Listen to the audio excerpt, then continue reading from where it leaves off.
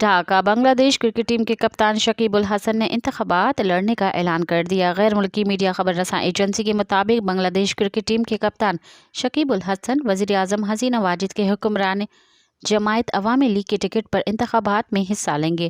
شکیب الحسن 7 جنوری کو ہونے والے انتخابات میں اپنے آبائی ضلع ماگورا 1 حلقے سے انتخابات لڑیں گے۔ شکیب الحسن فی الحال ورلڈ کپ میں سری لنکا کے خلاف میچ کے دوران ہونے والی انجری کے باعث ریسٹ پر ہیں اور ٹیم میں فوری واپسی کا امکان نہیں۔ واضح رہے کہ شکیب الحسن سے قبل بنگلہ دیش کے سابق کپتان مشرقی مرتضیٰ گزشتہ انتخابات میں پارلیمنٹ کے رکن منتخب ہوئے تھے۔ مزید خبرن ऐं तफ़सीलात लाइ विज़िट कयो असांजी वेबसाइट www.awamiNewsHD.com ऐं ॾिसंदा रहो अवामी न्यूज़ HD।